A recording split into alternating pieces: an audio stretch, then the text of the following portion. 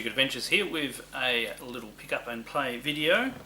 I am recently back from holidays up in the northern part of Australia, or Queensland, and more specific, not true north, it was only up to the Goldcoast, which is lower than the capital of Queensland, which is Brisbane, but very nice, lots of beaches and got a bit of sun, if hopefully my slightly darker palette doesn't give that away. Now I went to a regular market up there. I didn't take any video at the market or anything like that. And they had, there's like a semi-permanent stall there. I have heard of this stall before. And they do have a lot of stuff, a lot of Nintendo and a bit of Sega stuff and PlayStation 2 stuff. Most of that stuff is actually priced, you know, about eBay. I've heard other people complain about that because they know about it. But they did actually have a little section of Atari 2600 games. There were a couple of Coleco games there as well, but I didn't have a lot of time, and I think I had all of the ones they had there.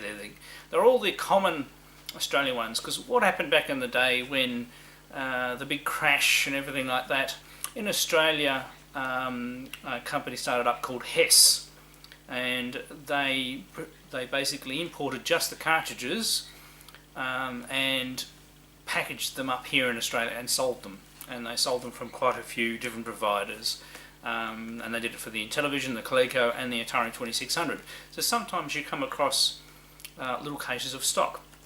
And I saw one game there that I immediately said I had to have, and then I saw another one and I said, well look, I might as well grab that to get a complete copy. So that one, first one, it is a complete Hess version of Seaquest. Now Seaquest, I think, there don't seem to be a lot of copies of it around, and it seems to be mostly released in PAL territories. Maybe because of this version. I've never actually seen the cardboard box version of this, and I only have a loose cartridge, which it took me ages to get anyway, and this is one of my absolute favourite 2600 games from back in the day. Used to hold the world record on that. Somebody has beaten my world record recently, although to be fair they were using emulation. So we're going to have a gameplay of this. I'm not going to practice or warm up or anything like that. We'll see how far I get. I seriously doubt I'll beat my world record, but I should get a decent score. But this is in really good nick. There's a little bit of sticker stuff which I should be able to think, but it's the Hess case itself is in really good condition. It hasn't yellowed, and these clamshell cases are quite nice. Now, no instructions or anything like that. If they had instructions, they'd normally just be in this little slip here, but the cartridge is in really good condition. It's not suffering from sticker rot or anything like that, so that is actually in better condition than my loose Seaquest cartridge that I probably found about a year ago. Before that, the only other version I had was on one of the Hess multi-packs, and I said, since it was one of my favourite games, so this is an upgrade. So I do actually have a loose copy of Seaquest, which is a really good game to trade. And then I saw another title. Now I've actually been keeping an eye out for this one, and have not seen very many listed for sale, but also I haven't been searching for it either, so they could have been regularly available, and never knew there was a Hess version of this one. It's another Activision title, and this one is Beamrider.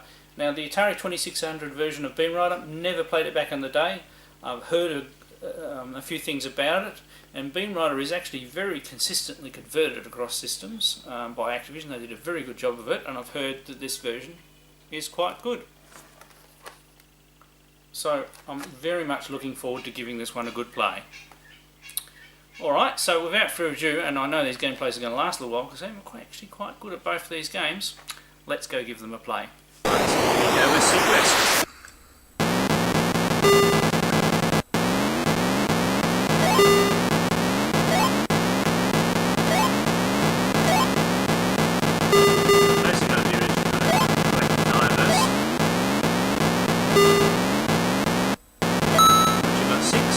Go back to the surface and you get a bonus for how much oxygen you have.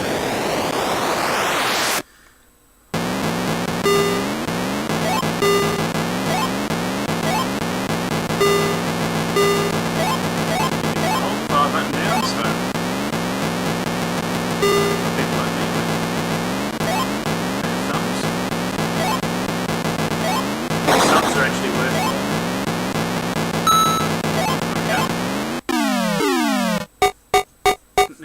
every time you surface, you go up to the next level. You have a full container, full allotment of divers. Now we have the sub at the top, which you're not allowed to hit when you go to the surface. If you're not getting any divers, you need to shoot subs. It's basically the trigger / technique. You've also got to be careful of shooting the fish behind the divers. Now as you see, I'm behind the sub, so I'm safe. Because as you're refilling, the sub goes along, and of course that's going to move.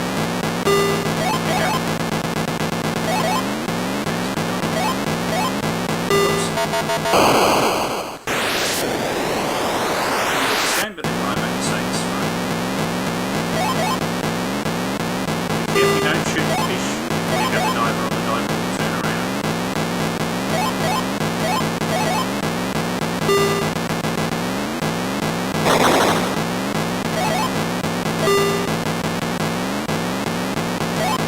There we go, the diver turned around. Right, I have my allotment. I need to make sure that I go to the surface. Except when you push your joystick away, every time you die you lose one diver.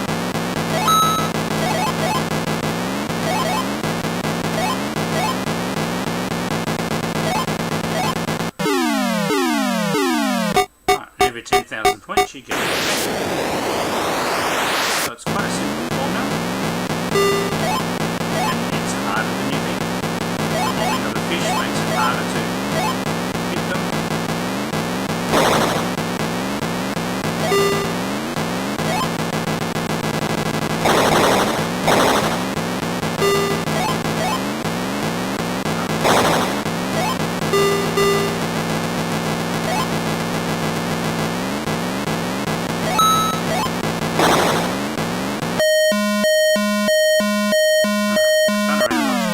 That should be enough space. You do have to be careful.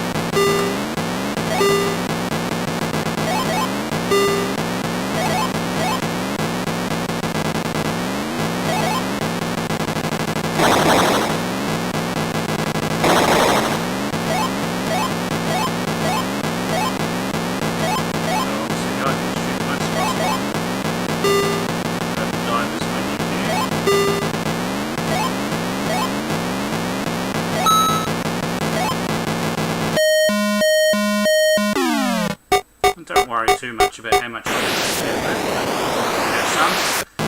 Now, as long as you have rescued at least one diver, you can go back to the surface for more oxygen. But that'll cost you again going up a level.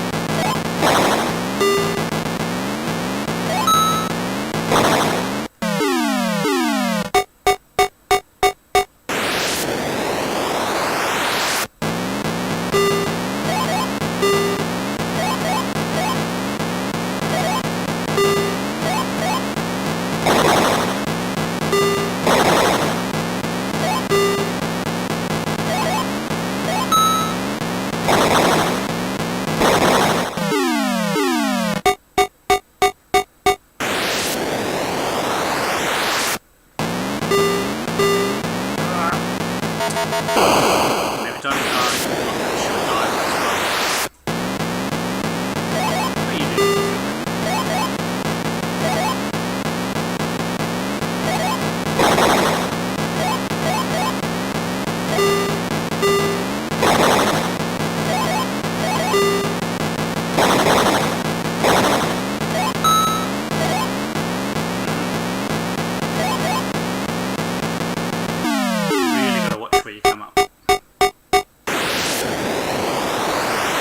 As you can see,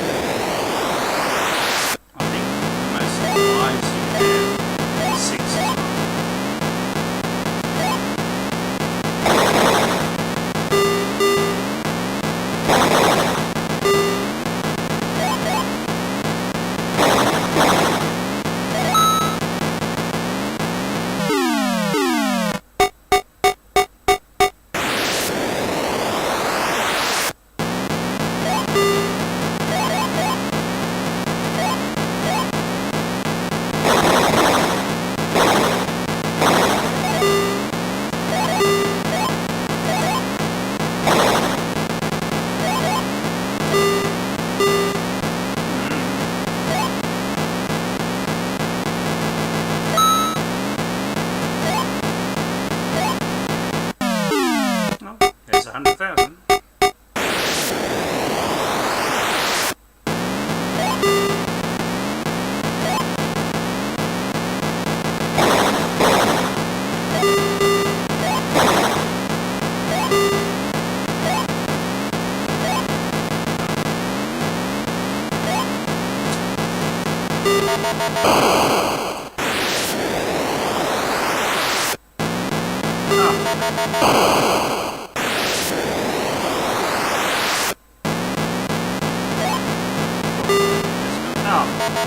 Making silly mistakes.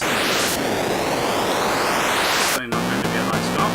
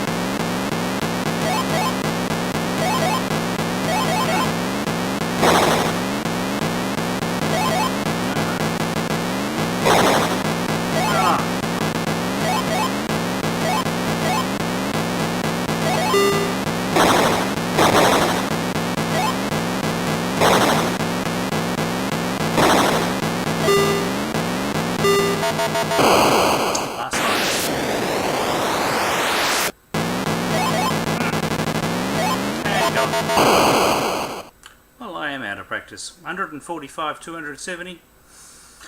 Yeah, pretty low score for me.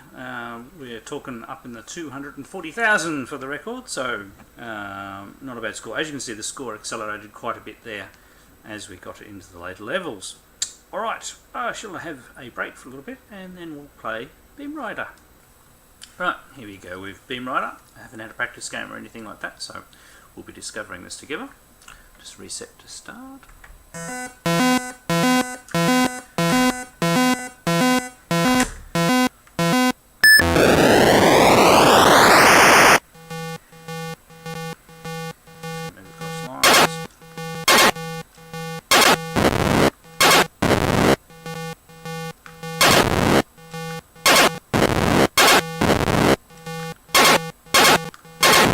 Gameplay.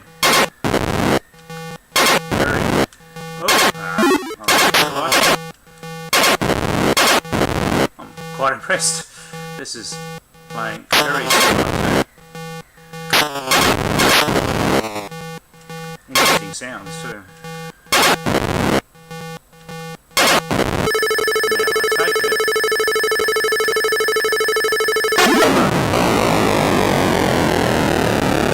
I thought it was pull back, it was push forward to fire torpedo. Now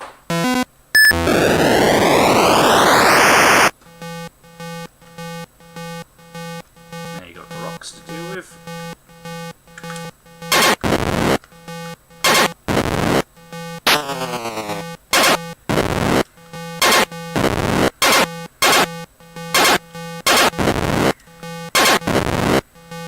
Beamrider is quite an enjoyable shooter. There's quite a few levels and things.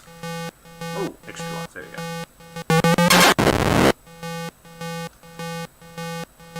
And this 2600 version is very impressive so far.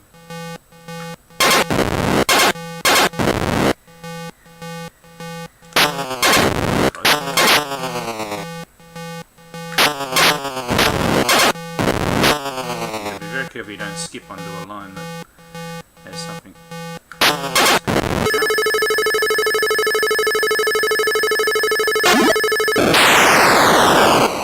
Got our bonus.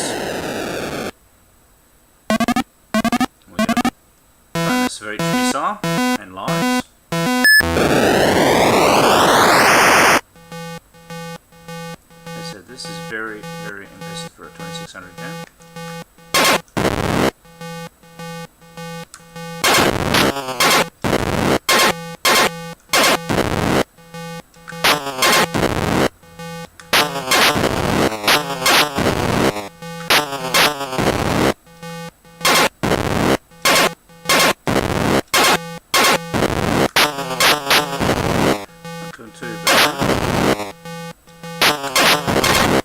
One more to go.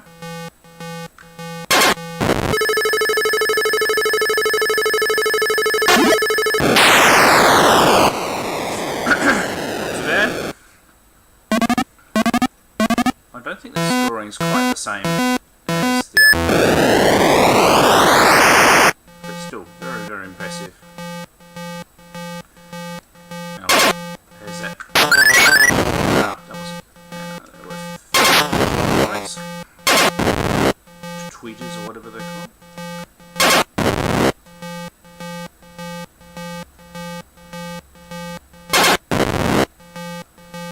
patience.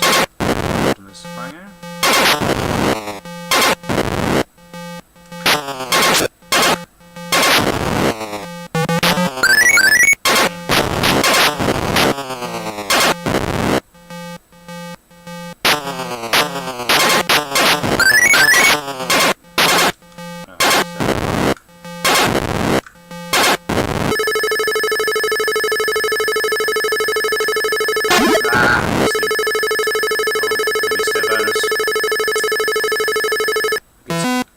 It's harder to get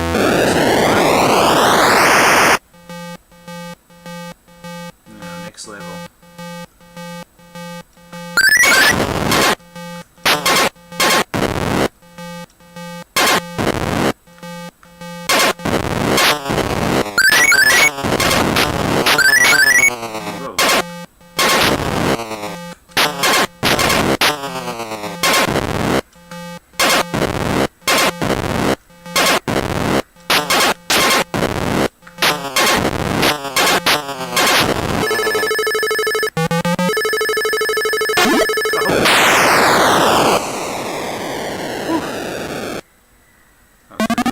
Life just at the end of the level there, and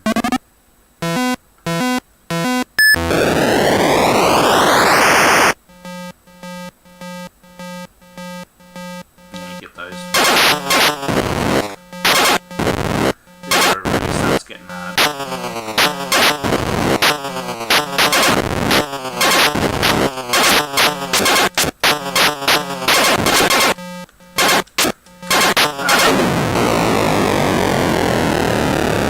Building up lies early on is good. 8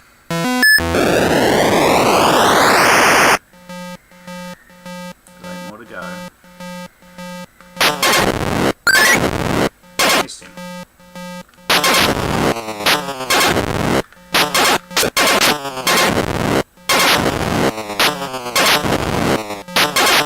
Shot that extra life. Got trapped in a corner.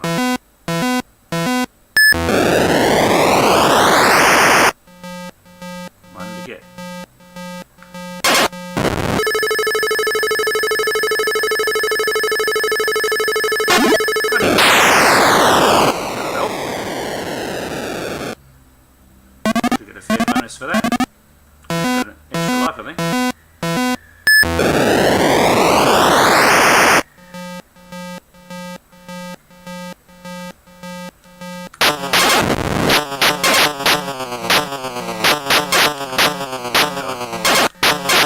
That's a pretty fast one.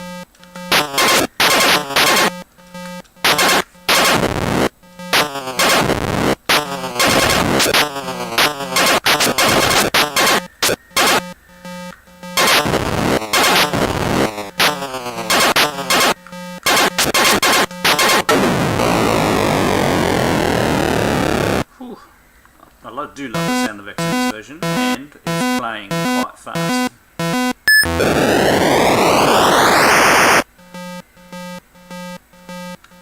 Ah, that was an extra life.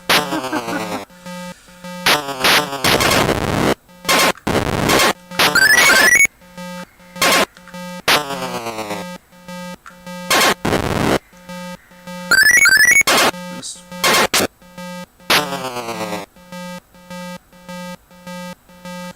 Got constant. Nice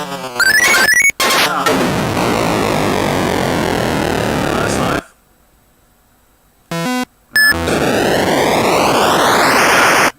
Better catch the next one, shouldn't I?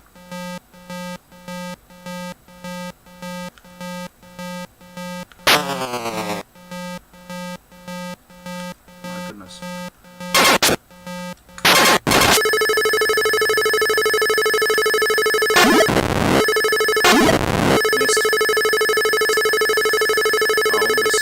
To get to round 8. Now it's going to get even harder.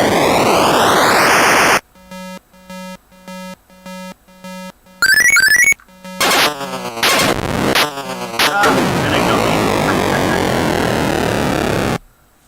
That is a most excellent version of Beamrider. I had heard it was pretty good. Very, very impressed.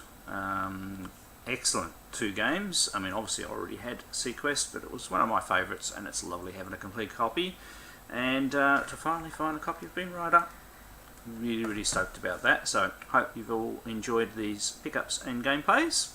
I'm Electric Adventures. Thanks to all my subscribers. Thanks for watching, and I'll catch you next time.